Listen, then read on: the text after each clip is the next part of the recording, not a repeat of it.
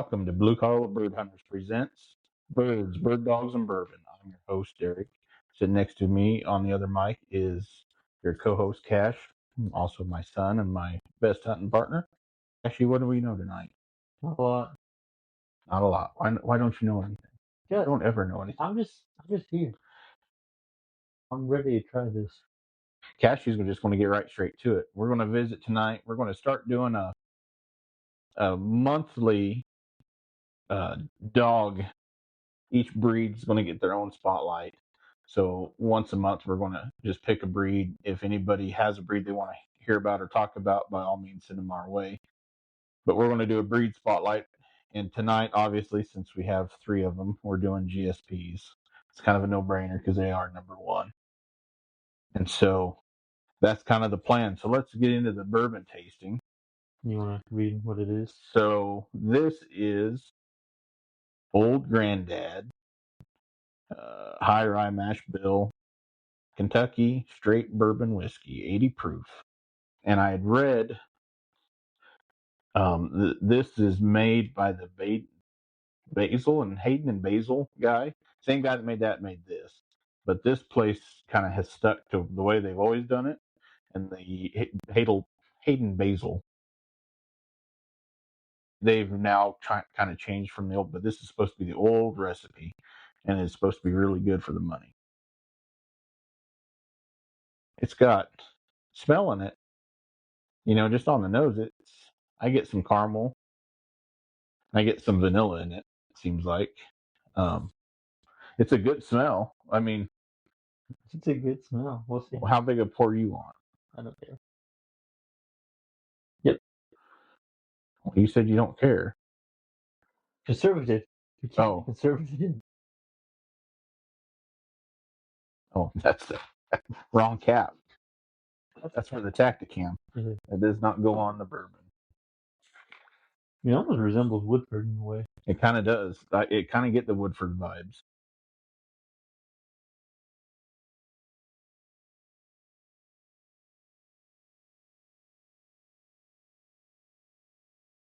That's pretty pleasant. That's like smooth all the way through.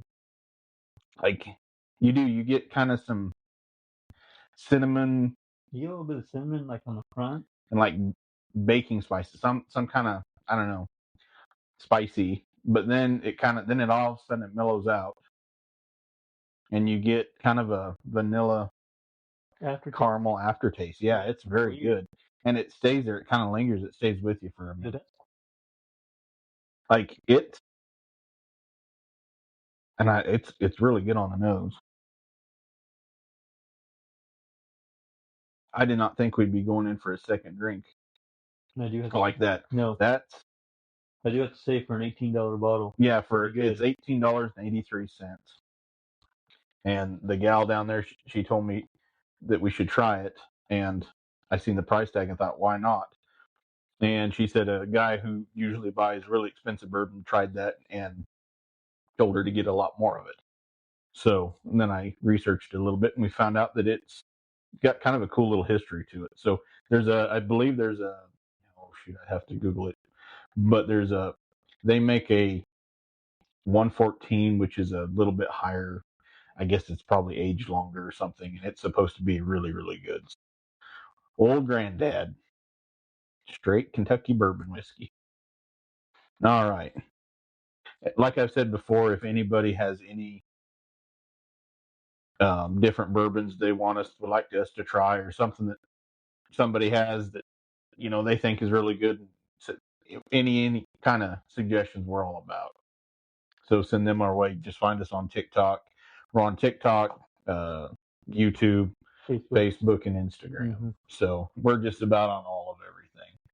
So, one of our followers on TikTok said, Mad Rob says, I've had 2 Buffalo Trace Old Fashions for. Oh yeah, now you're speaking my language. This bourbon, honestly, it's not Buffalo Trace, but I'm going to say it is. It's probably Woodford quality.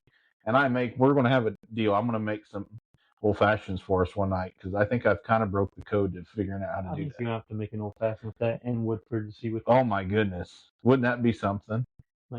It'd be great in an Old Fashioned. It's very comparable to Woodford. I think smoked. This would be a good smoked. Oh yeah, I think smoked. Especially like cherry wood.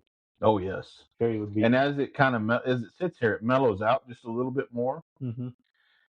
And the front spiciness that you got, it mellows it out to where that's just a pretty fine sipping whiskey. Yeah, you can take it straight too. Yeah. Mix water or anything into it. All right. So moving forward. So the GSP, German Shorthair Pointer. I pulled up just what. Thanks for that. Call me. I pulled up what the definition of a GSP, or not a definition, or what everybody says about them. And let me. So it says the German Shorthair Pointer was developed in Germany in the late 1800s by breeders aiming to create an all-around hunting dog that could also be a friendly companion. Their ancestry includes breeds such as the Spanish Pointer, English Pointer, Bloodhound, and English Foxhound, giving them exceptional tracking skills, agility, and stamina. The breed was officially recognized by the AKC in 1930. And it goes on to talk about their hunting skills and physical skills, how they're able to not only point game but retrieve it, and a lot of them track. They're fur or feather dog. They have web feet, and they're supposed to be excellent swimmers. However, I would say that we have a couple that would not be in the excellent swimmer category. Well, our oldest didn't like swimming for a long time. Yeah. He was terrified of the pond. I have a good video I might have to put on YouTube just for that, because it's pretty funny. Personality and behavior. They're very enthusiastic, affectionate, eager to please. They thrive on mental and physical stimulation, require ample daily exercise. That's no joke. Anybody with a GSP knows that you have to run them 3 or 4 miles a day. And then you get home and they're still ready to go again. And they never stop. Even as they become old dogs, they think they're still young dogs. And everyone has their own personality, so makes them interesting. And it just goes on. It talks about pointing instincts, how puppies instinctively assume the pointing position stance when they detect prey. We've got tons of pictures of the puppies pointing things when they're 2 months, 3 months old, when they're just still pups. Versatility. GSPs excel in both water and upland game hunting. That is a fact. They're family friendly, and their eagerness to learn makes them quick learners. That pretty well sums it up. I mean, Yeah. GSPs all around are just great dogs. I can't imagine not having a GSP. We went several years without having one, and now having them again, I don't know how we went so long without having them. I don't know. They're very interesting dogs, and all three of them have their own personalities and how they hunt, and all different. So for everybody that doesn't know, we have Chase, who is 2.5, and we got him out of Laramie, Wyoming. Well, we got all three of them out of Laramie, Wyoming, and both of his parents hunted. I researched, and we got him and brought him home, and he just turned out to be phenomenal. And I think he was maybe a year old. I contacted the gal that had Chase, that bred his parents, that owned both of his parents. And I told her I don't care the cost. I want the pick of the next litter. And then I kind of forgot about it until, 9 months ago now, when I got called and said that Chase's mom was pregnant again. And then the puppies were born, and I picked out my pick of the litter. And the week before we went there, Tracker, the puppy who is now Tracker, nobody had spoke for him, and she was having a hard time finding somebody. And my wife said, it'll be okay. We can get both. And we got both. And that's been one of the worst, and best ideas or decisions I've ever made.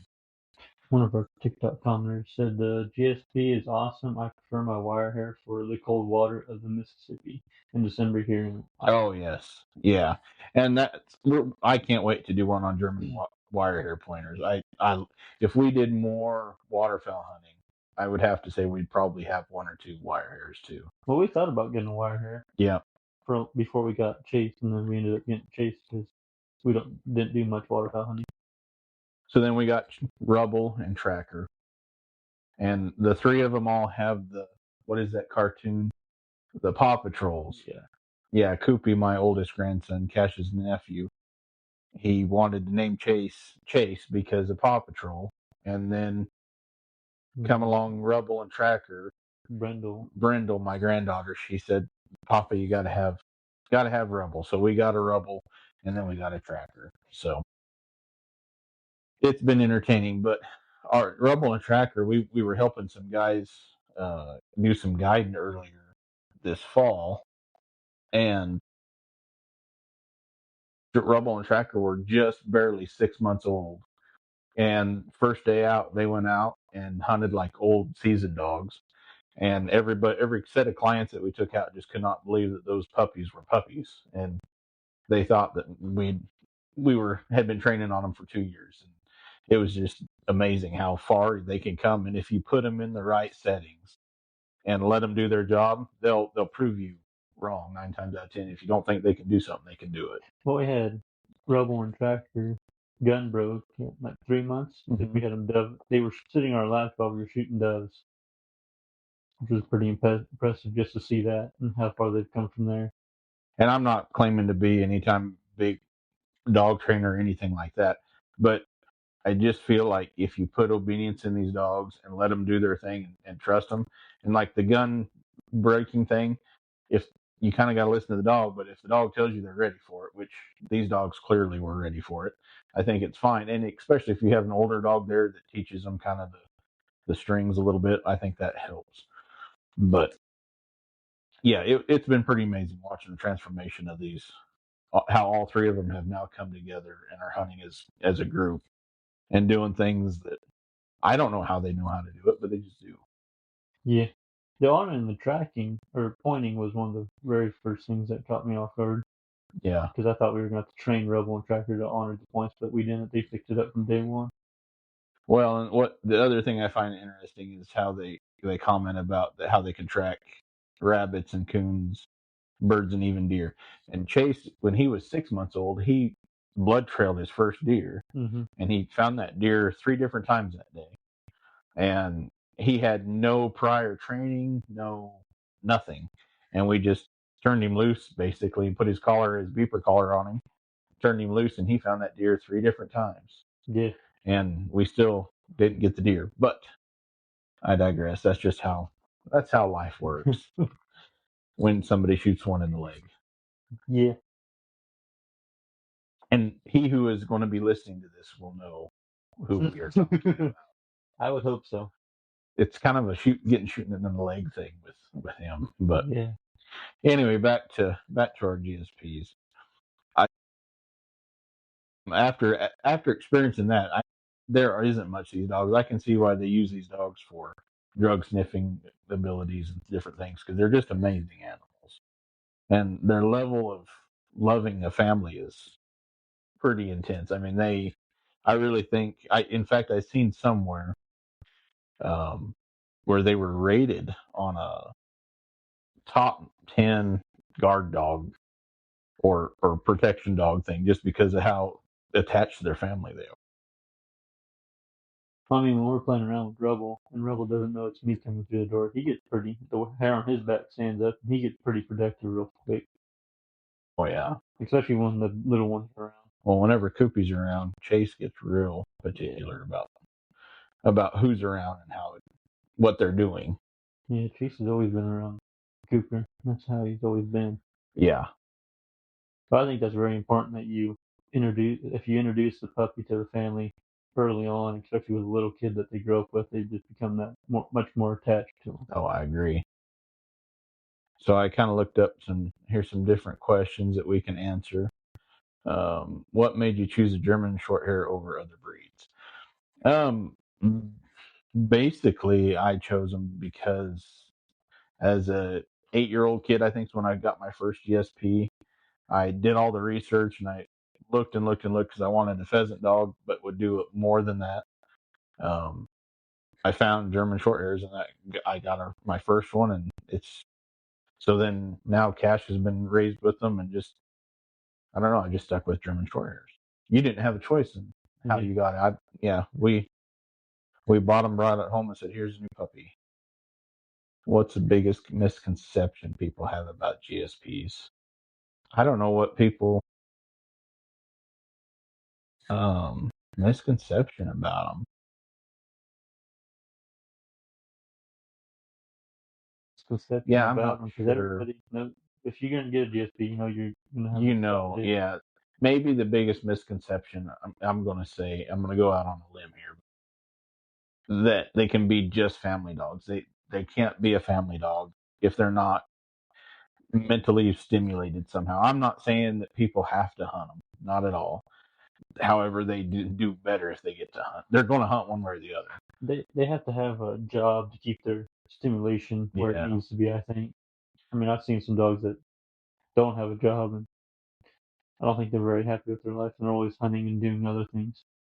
Well, and I feel like if you make one a hunting dog of any kind, just a house dog or a family dog, you're just kind of doing a disservice to that dog. So yeah, when people get a GSP and think they're just going to be a couch snuggle buddy, they're not. They might snuggle with you after you ran them 5 or 6 miles. I mean, that's about how it works. Go to some of the questions. We got a question. Well, it's not really a question. It's just Oh, people saying like let's see. misconceptions, probably. People think they can live in a little space. Yeah, they're dang sure not lap dogs. And Mike said that you got to run them unless you have a huge backyard. That's even if you have a backyard, they still need out and be able to run for a mile or two in a straight line every once in a while. They kind of go crazy. It's kind of funny how they are. When you realize, oh wow, this dog has a lot of energy. When they're about 3 months old, you figure out real quick. Well, not even 2 months old, they have a ton. They never stop. They're like they have a little battery in their butt because they just never stop. They have two modes: here, there, and gone. Would you recommend a GSP to a first time dog owner? No, Yeah, no, no, not to a first time. And just for the simple fact that they're kind of they're a lot. They're a high They're a lot. They want to live inside your skin. Yeah. They got to be on you, around you, and it sounds cool, but they can be a lot. I would stick if you want to go with that route. I would go more of a Bronco or something like that for a first time dog owner, just because a Bronco is they're okay with it, not as much stimulation and Well, the Velcro dog has a meaning to it for the reason. yeah, they are Velcro dogs. Daily life with a GSP. What does a normal day look like with your GSPs? Waking up with them in the bed because they have to sleep like humans. Um, letting them out, letting them out again, and then at some point try and figure out how one of us can get back to take them for a run or exercise, in which these haven't been exercised in a couple days, so they're tearing the house apart. And yeah, finally get them home and get them fed. And hopefully they'll calm down for the night. I feel like a normal day though looks different because when we're hunting, a normal day, the moment that we touch a shotgun or they see a case or anything, even if they see orange anymore, they know that we're gonna go hunting, so they all get hyped up about it. All Grit asked, "Do you think being a recently trendy breed is going to have an impact on the breed?" Absolutely, it'll have a huge negative impact. Yeah. Is that what? Sorry. That's what the question. Yeah. You said negative. You just said impact. Yeah. Yeah. Really bad negative impact on it. And that's what Mike's talking about. Look at golden retrievers. A lot of people, golden retrievers used to be amazing hunting dogs, but they were a trendy breed for a while. And now they have bred the brains out of a lot of them. They're still, don't get me wrong, there's still good people that still raise true golden retrievers and that kind of thing, but just for hunting. But by and large, there's a lot of them that bred all the hunt out of them. So now you just have a family dog that's not real smart. Yeah, and I'm afraid that we don't want city, and excuse me for if I offend anybody, but we don't want a city GSP. We want a country GSP. We want the big, gnarly dogs that can go all day. We want the good noses and a little bit of toughness, a lot of toughness to them. That's what we want. And I just feel like they start becoming bred a certain way for trends and that kind of thing, and a lot of the dog themselves gets lost and they become thinner bone and they're just not meant for being out doing the things we do. What is your best memory with the three dogs that we have on our hunts? Um, what is the three? Okay, What's the best memory that you have with our three dogs hunting? with all three, um, that's hard to pick one. Man, I think my favorite is one of the first times they honored Chase's Point, I was. seeing all three of them locked up on a bird. That's all there's a video we have on TikTok, and it shows that moment, and it comes up all the time Mm-hmm. because that. But yeah, it was the first time that both the young boys honored Chase's Point. That was probably one of my most proud moments. And not only was it the two of us there, but then we had 6 or 8 other people there Yeah. to witness it, and it was pretty cool. So I'd have to say that would be my best moment.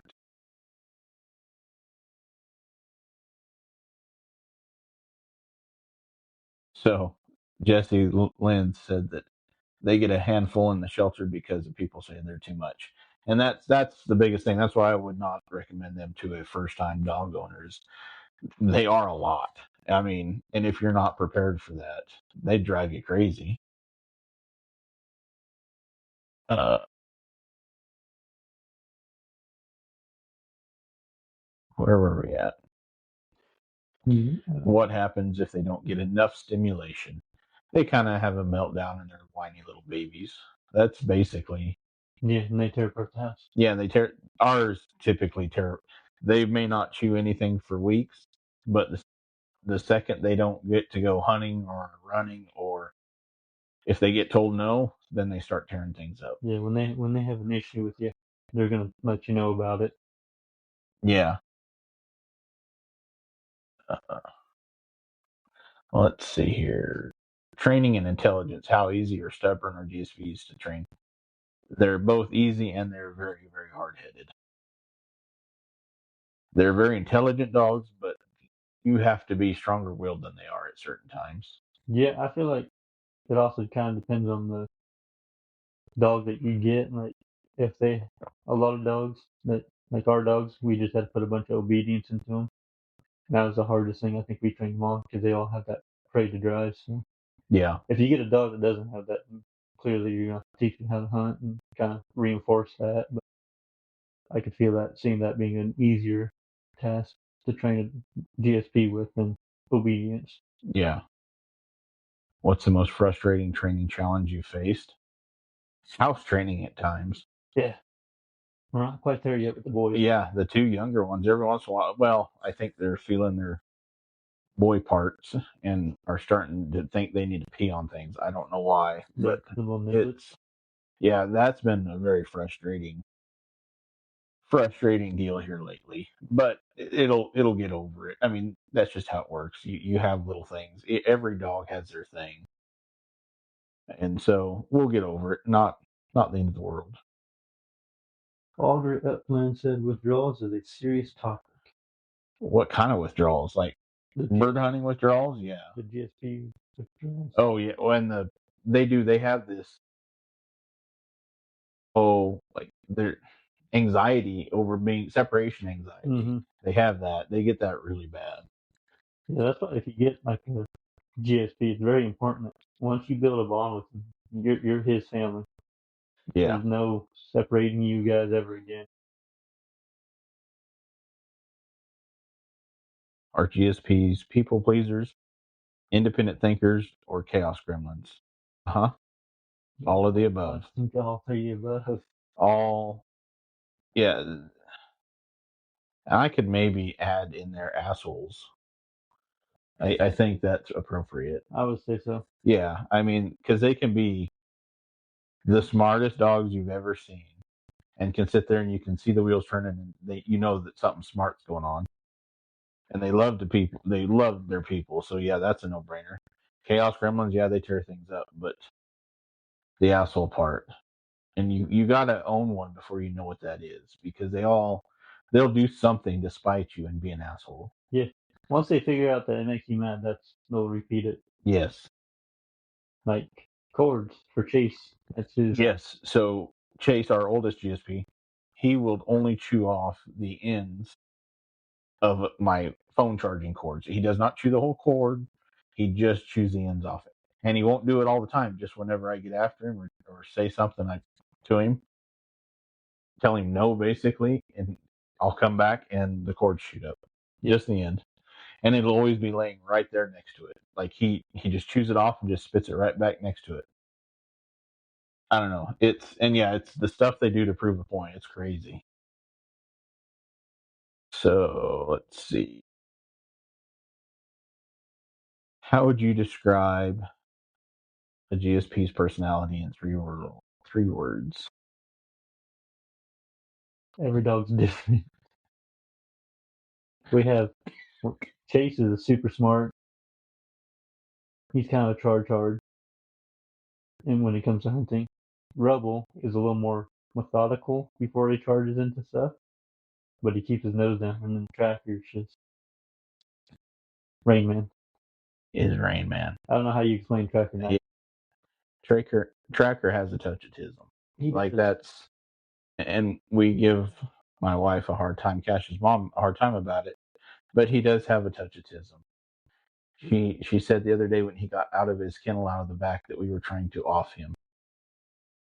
We need to ask her about that because, oh yes, she accused us of purposely forgetting to shut the back door. I'm like, oh my goodness, we would not do that. That is a prime example of that dog has smart moments that we can't understand, and then just moments in the field where he doesn't know what he's doing. Yeah. Because he somehow unlocked his gate, which is really hard to do. Almost impossible for a dog to do. Yeah, without thumbs, I don't know how. And even there's just no possible. I have no idea how it happened.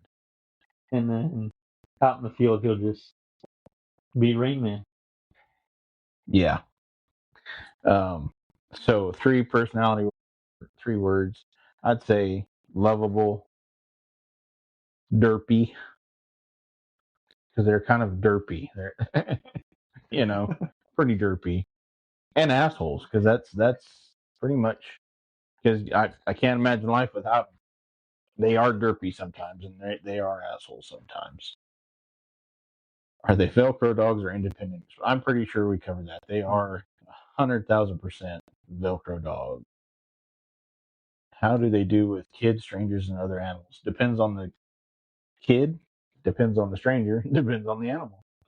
Yeah. Ours don't get along with kitties so well.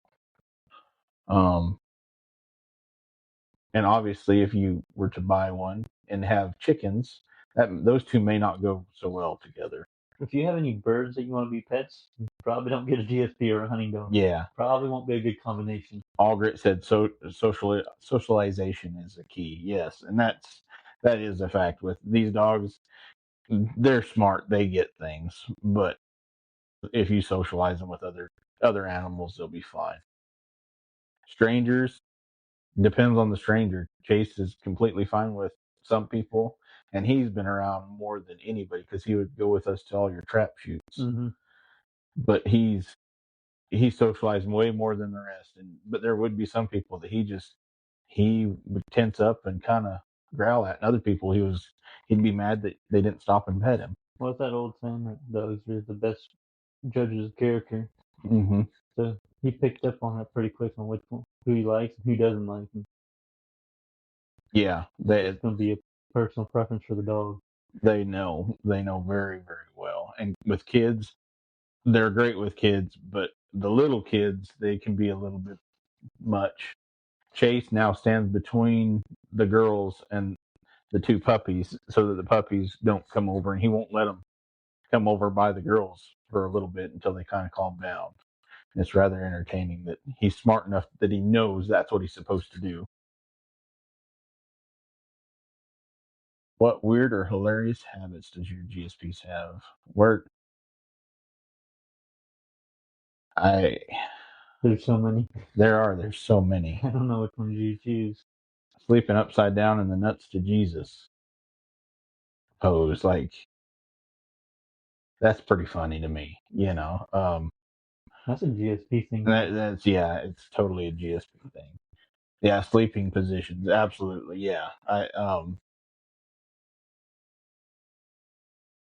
but what else is there? There's their little the way they play. It's The way they play is kind of. It's very strange how the three of them interact with each other and play. yeah. Um, I'm not sure. There's just so many different things that they're weird. They're very vocal. They talk back constantly. Yeah, All Great said, I'm not even. Yeah, you can tell he has a GSP or they Yeah. have GWPs, but yeah, they talking back. It's funny. They're very mouthy. Exercise, work, and instincts. Do GSPs need a job, or is daily exercise enough? I'm gonna let you take that one while I pour me a little more of this Old Granddad. I think they need a job. I don't think just exercise is enough. They gotta have something to keep their mind focused when they can have downtime, but when you take them out to go do something, they have to have a purpose. Yeah, They're very purposeful dogs, not. Mike said their bodies are mini furnaces. Yeah. They absolutely are mini furnaces. Absolutely. How strong is their prey drive in real life? Depending on where you get your dog from. Yeah, I mean, our dogs are really good and they have a really, really high prey drive. But you've also seen some dogs that just don't have a high prey drive because people didn't hunt them or something happened down the gene pool. But yeah. dude, Typically, they have a pretty yeah, high prey drive. as long as you do your research, I think you'll be all right. Yeah. Can a GS be happy in a city or apartment setting? I'm sure there's somebody around that has had one in an apartment setting. And I guess if they get, miles and miles of running and exercise, they could maybe be okay, but it's not ideal. Yeah, as long as I mean, you're going to spend less time in an apartment than you are because you have to take them out for runs constantly. Yeah. And it's going to be miles and miles of running. Yeah. I would not. I don't know if I could do that to GSP. Yeah. I just don't think that they wouldn't be happy in that setting. Yeah. I don't think. There's other breeds that would be way better suited for that kind of living. And big dogs too, if that's what you're after. But what happens when they spot a squirrel? Well, if they can get to them, they typically chase them. But if they can't, they just typically tear up your vehicle trying to get to the back seat to look at them. Well, actually, ours points for Or points, yeah. They'll point them a lot of the time until they twitch. Yeah. If it twitches, it's getting ran down. Challenges and real talk. What's the hardest part about owning a GSP?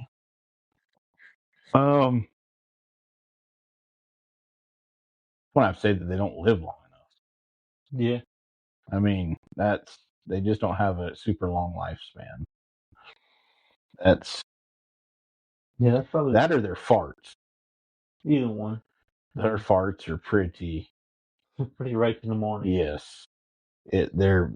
If you've ever smelled the GSP's fluctuations, and they all are the same way, it's enough to make you cry a little bit.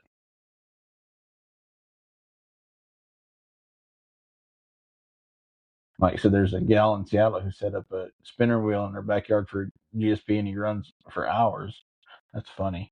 Maybe we ought to do that. Oh, good. I think they'd break it. Yeah, they. All three of them would try to get on at once. Yeah. What's something you wish you knew before getting? I think we pretty well knew what we were getting into. Yeah. I mean, if you were to give How would you give somebody advice to prepare for one? I think Be prepared to go exercising a lot, or be prepared to have a way to exercise them. And pick up your shoes. If you don't want them chewed up, pick them up. That's pretty simple. That's Yeah, and that's with about any puppy, or especially any hunting dog puppy. Mike said if you feed them uh, good, clean red meat, they fart a lot less.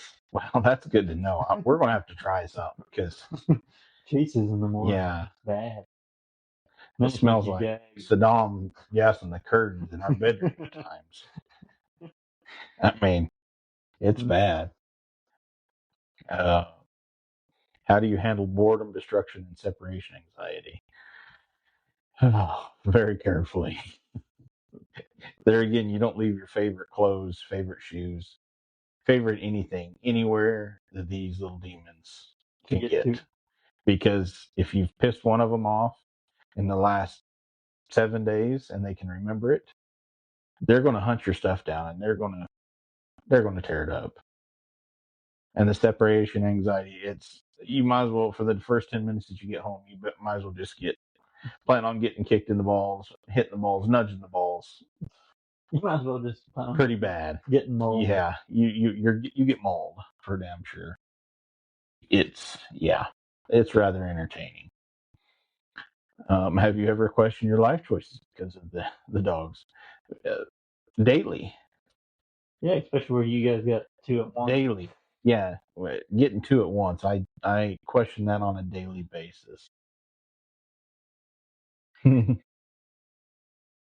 Any common health issues with GSPs? Yes, they will tend to bloat, um, and that's a real thing. So they recommend feeding them in the evenings. So they're gonna, after they eat, and hopefully they'll just go lay down and be fat and happy for a while. It's when they eat and then go do a bunch of a lot of activity, strenuous. Yeah, that's the word I was looking for. Strenuous activities. That's when they tend to bloat. How much grooming do they actually require? Say what? How much grooming How much grooming do they actually require? None. No bath once in a while. I mean, they do leave hair everywhere. Yeah, they do leave those little micro hairs everywhere, but that's okay. Yeah, Mike said that for those of us that haven't had a GSP in a while, they sure miss them constantly. Yeah, and I could imagine. It'd be tough not having one. Yeah, especially after having them being such good hunting dogs. And I would recommend anybody that can, if you're in that position, but check the shelters and see if there's any. If you're not going to hunt, or you're just wanting one as a companion more, I would check the shelters, because there's lots of GSPs in the shelters. People get them to hunt, and they screw up and don't teach them really how to hunt, or teach them the right things, and then they wind up in a shelter or something. When I was gonna say a shelter, going to the shelter, I mean, you can always find a good dog just sitting there, just needing some love. Uh, are they picky eaters or vacuum? They're vacuums. They didn't eat watermelon. I tried to give them a piece of watermelon last night, but other than that, no, they want to eat your face sometimes. How expensive is it to properly care for a GSP? Well, depends on if you factor in chew toys. Well, if you factor that in, you might as well just get a Chewy box subscription at that point, so you just Yeah. have new toys coming in every Yeah, month. my wife has subscribed to 2 different dog boxes now, so that we get a new set of toys every 2 weeks. Because the toys do not last. I've literally watched them devour toys into like 1,000 pieces in less than 3 minutes from getting them. So, and those are the indestructible ones. Yeah. Yeah. If it says indestructible on the package, it's not when it hits a GSP. Yeah. No, they're a little different. What makes GSP so special compared to other breeds? I've only had a couple others. breeds to compare them off of, but they're just, I don't know, they're like, that you are their people. You know what I'm saying? Yeah, They're very, they're very emotionally connected to you. yeah, They're not like any other dog where if you leave them alone, they'll kind of like they can forget about you. A GSP will never forget about you. They'll always hold on to you. So I yeah. mean, it just makes you feel like you have a tighter bond with a GSP because they show more affection to you. I think. No, I agree. Like when I don't see the boys for a week, they have to maul me for 25 minutes just to make sure they get enough loving in to be okay for another week. Yeah, So I mean, that makes it feel more connected to the dogs. and I think they're, I don't know. Mike said they're the neediest dogs, and they are. They're, yeah. That's what makes them special, is they are super super needy. But I do think they're probably by far and above more intelligent than a lot of other breeds. And I know there's going to be lots of people that bash me for that, but I do. I think they're super highly intelligent, and that just makes them that much better in my mind. Yeah. Um, how has owning a GSP changed your lifestyle? Because everything is about the dogs. We finally get to where we don't have any kids in the house, and now we have 3 dogs that are needier than all of the children. Yeah, I feel like that'd be Yeah, pretty accurate. yeah. So I think the biggest thing is anytime we want to be gone or go somewhere, we have to. It's not, when you have 3 of them. It's not as easy as saying, "Hey, will you watch Chase for the weekend?" Just the one, Yeah. or even 2. It's a whole lot different deal. It's Well, the other harder. thing is also when you have to ask somebody to watch them, you have to make sure that the dogs like them before they ever come over. Yeah, Otherwise, the GSPs are just gonna tear stuff up when they don't like the person. yeah. Would you get another GSP again, or do you need a recovery period first? Yeah, I couldn't imagine not having. I mean, Yeah, I feel like you yeah. need one. As soon as you get a house bought, I don't even have to ask what kind of dog you're getting. I mean, it's either German Wirehair or German Shorthair. Yeah. I mean, that's just, yeah, Well, I'll probably get a GSP female because I want to have a puppy out of Chase. yeah. Because he's by far probably one of the more special dogs because I've killed a lot of my first birds over him. He's also my first hunting dog I've hunted behind. All right, fun rapid fire questions. Mashed potato or endurance athlete? Both. I'm gonna say endurance athlete. I mean, both is the correct answer, but I mean, I mean, when they're out in the field doing stuff, endurance. But when they're at home, there's sometimes when you catch them sleeping, they'll be couch potato. off leash dream or anxiety night?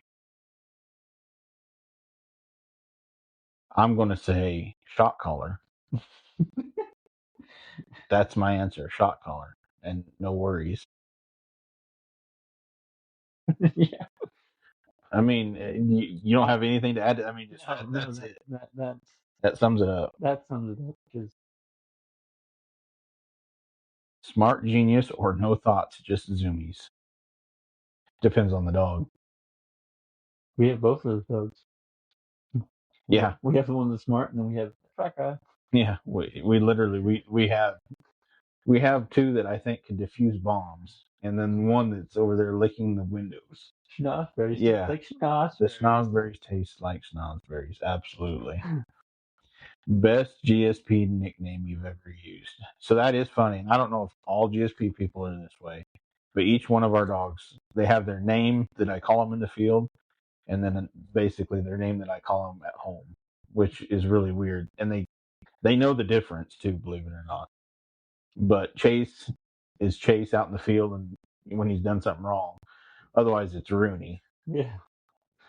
And Rubble. Rubble, my youngest granddaughter, not my youngest granddaughter, my middle granddaughter, she called him Rubby.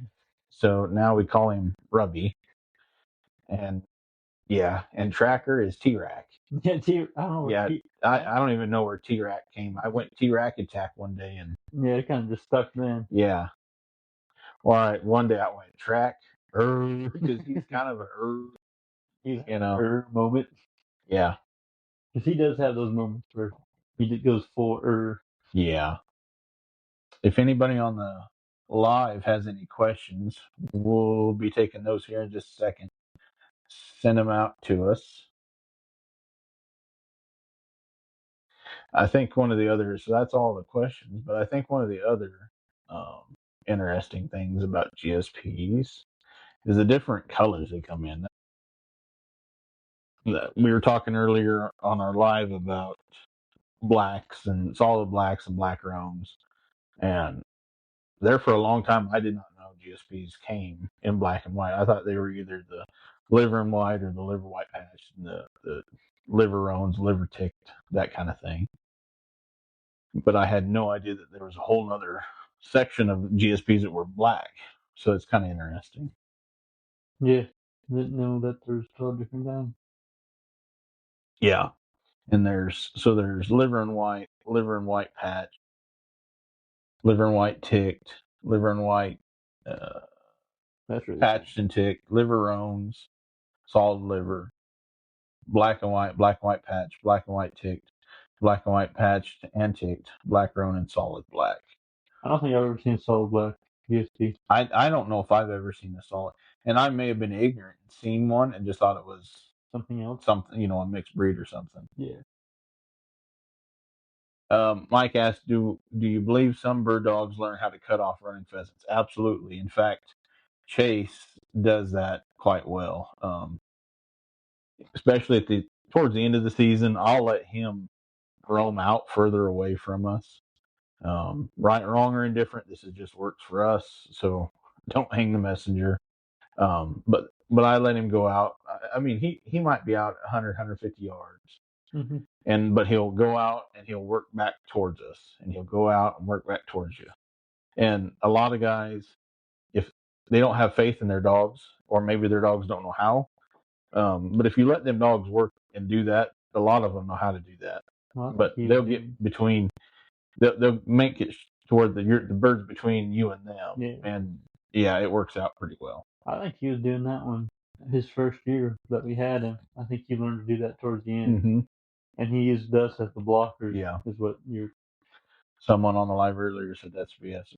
I'm just telling you what I've seen in person and what I know to work for us. I mean, everybody's got their own different ideas, I guess. It also depends on. They're wrong. Yeah. So I'm with you. I was trying to be nice, all grit, but yeah, no, that they're wrong.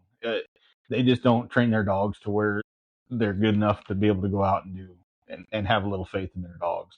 That's the biggest thing. Is I think if you put good obedience, and this is something that I guarantee every one of these I'll say, you put good obedience into a dog, the rest they already know that's bred into them, and they'll either have it or they won't. And GSPs are no different. Yeah.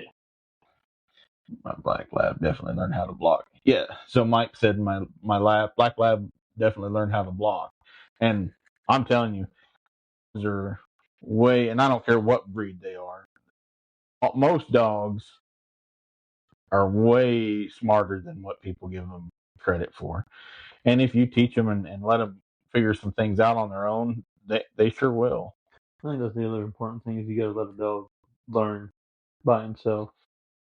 Yeah, if that's the cost of him flushing a rooster, so be it. He's going to flush that rooster, but he's also going to kind of learn what he did wrong, be smart enough, and not do it again. Like Chase learned, if he works too far out in front of us in the early season, we can't shoot the bird, so he doesn't get a retriever bird. So he'll work a little tighter, and then during the later season when he can't get around the birds, then he'll start doing his bigger circle.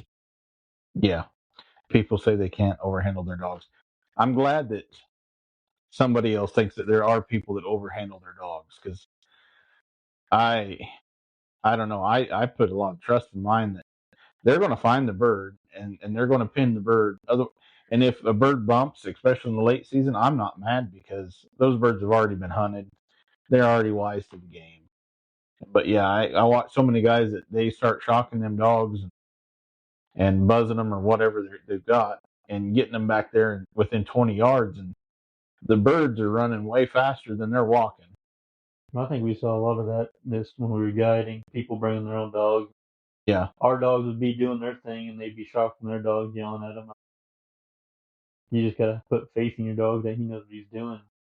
He'll do what's right and yeah. get you on that bird.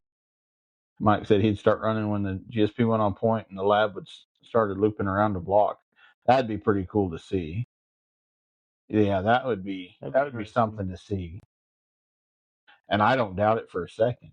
I think they're smart enough to do that. And I mean, these dogs, they sit there and they're tracking. They can assume what's going on that the bird's running from them. So why not make it easy and run out around them and pin them?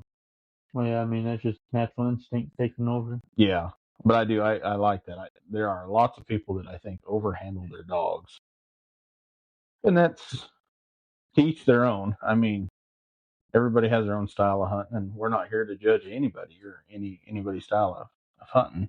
No. Didn't happen every time, but quite a few times. Well, I'm sure the times that it did happen, I'm sure you got a few. I think it just goes back to how you handle your dog is how your dog's going to work for you. Yeah.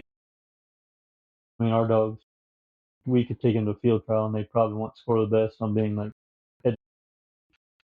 on their etiquette on how they're supposed to hold still and everything because they're hunting dogs, they're working dogs, we let them work. Yeah. And they've all learned that if they work close and they get a bird, that their reward's going to get that bird and bring it back to us. And then we also feed them their hearts. So I mean, I think they look forward to that at the end of the hunt too. Yeah, I would agree with that. Um, Anybody else have any questions or comments, concerns?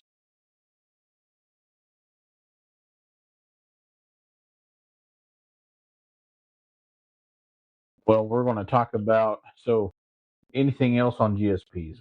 What's your overall closing statements on the GSP?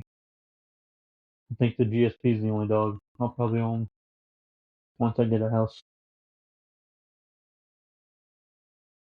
They're kind of near and dear to my heart now. Might have just a touch more of that. You gotta save Just some so we can have a. just have a touch more. Just a little touch. So we'll see what it tastes like. Oh, Mike said his only concern is he's shopping for pew pew sticks again. That's always a plus, Mike. That should be a concern. Yeah, That's a good thing. not really concerned. You gotta have one for different occasions. I guess my closing comments on the GSPs is you see all these uh, TikTok videos of deals that say with the sad, sappy music that say in your 20s, you're somebody says to get a bird dog and you should listen to them. Mm-hmm. I think that's kind of how I look at my life with GSPs. Is when I was 8 years old, if I was to make that at 8 years old, you're going to see a GSP in a magazine, an ad for a GSP, and you need to get it and make sure you get it because it does. GSPs have just brought me an immense amount of joy in my life. And watching you guys now hunt with them, that's just, and knowing my grandkids are going to hunt behind them, it's just kind of it's a special thing. Yeah. You got a question, Jasmine? Uh, Miss Mountain Mayhem, what kind of birds are you hunting? We hunt pheasants, quail, waterfowl. We don't hunt a bunch of waterfowl, but we do enjoy hunting waterfowl, turkeys, you name it, doves. We're just doing a little podcast here.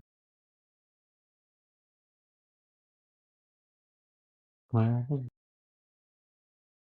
know. I think a GSP is probably one of the greatest dog breeds there is. Yeah. Probably controversial, but I think that's the only dog for me.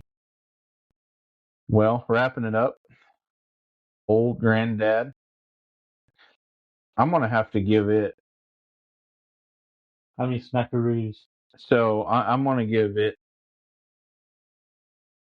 Dang it, I'm gonna give it 8 out of 10. I'm gonna give it a 9 out of 10 smackaroos. I think you could put it against some higher, more expensive bottles, and it'd stand its ground. Yeah. I think it's pretty good. We're going to have to keep us a little tally on the ones and what we rated, how many smackaroos. I like that. That's a new thing. Everybody heard it here first. That's going to be our new how many smackaroos, 1 out of 10. And Old Grand Dad gets 8 out of 10 smackaroos. There's pretty good stuff. So, with that being said, if anybody has anything else before we shut this one down, like I said, you can follow us on Facebook, Instagram, TikTok, and YouTube. And go over there, watch our videos. We're working on some merch still, and hopefully going to be getting a couple of cups here soon, and some shirts and different things. And then if you guys have any ideas for future podcast talks or anything, just put them in the comments. yeah, if anybody has an idea for a podcast episode, by all means, shoot us a message or let us know what you guys want to hear us talk about. We'll talk about just about anything. We've got a couple of pretty good episodes coming up, I think, with our friend Justin. We're going to be talking about a bunch of different food plots, different things on how a new hunter in a new area can get ground, or even an old hunter in an area can get new fresh ground without very little money exchanging hands. So that being said, I think we're going to shut her down for the night. I think so. All right. Well, from all of us, we appreciate you guys, and we'll catch you on the next one. Good night.